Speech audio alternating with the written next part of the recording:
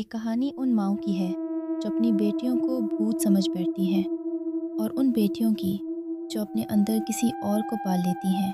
Phone کی گھنٹی نے میری نیند توڑی۔ اسکرین پر نامعلوم نمبر چمک رہا تھا۔ ہیلو، کیا آپ وہ لوگ ہیں جو ان چیزوں کو دیکھتے ہیں؟ آواز کپ کپا رہی تھی، سانس پھولی ہوئی۔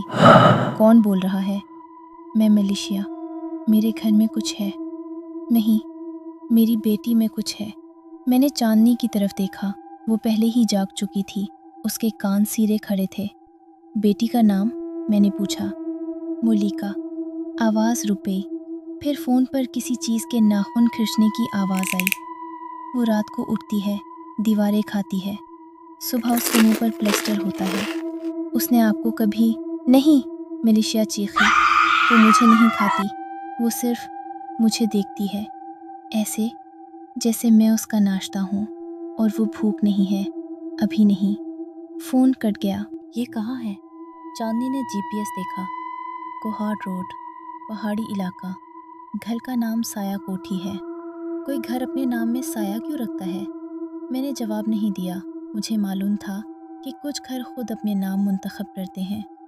سڑک تنگ ہوتی گئی، درختوں کی شاخیں گاڑی کو چومتی ہوئی گزر رہی تھیں۔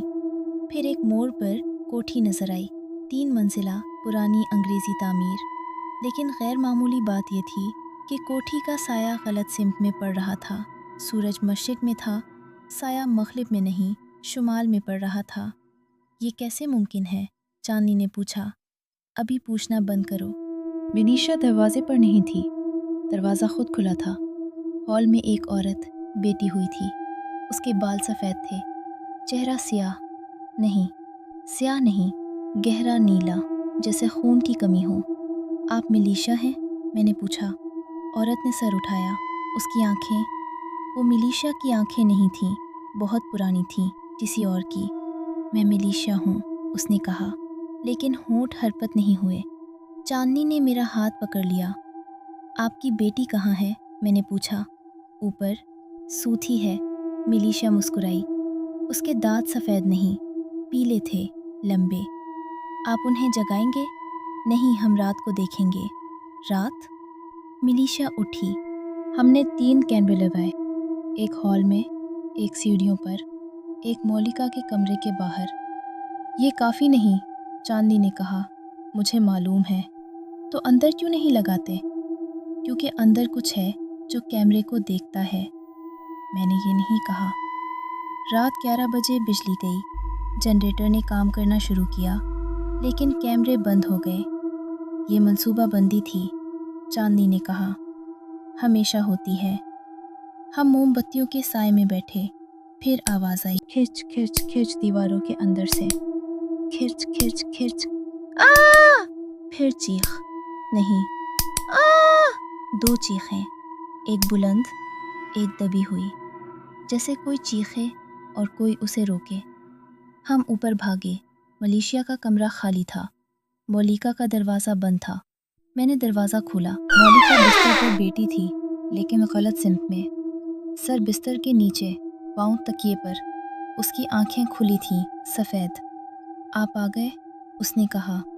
آواز مولیکا کی نہیں تھی، بہت سی آوازیں تھیں ایک ساتھ۔ ہم آپ کا انتظار کر رہے تھے۔ کون ہو تم؟ مولیکا ہنسی، اس کا منہ بہت زیادہ کھلا، جبڑے کی ہڈی ٹکرائی۔ ہم وہ ہیں جو ماؤں میں رہتے ہیں۔ پہلے ملیشا کی ماں میں تھے، اب ملیشا میں۔ جلد، اس نے اپنی زبان نکالی، بہت لمبی، کالی۔ جلد مولیکا میں پوری طرح آ جائیں گے۔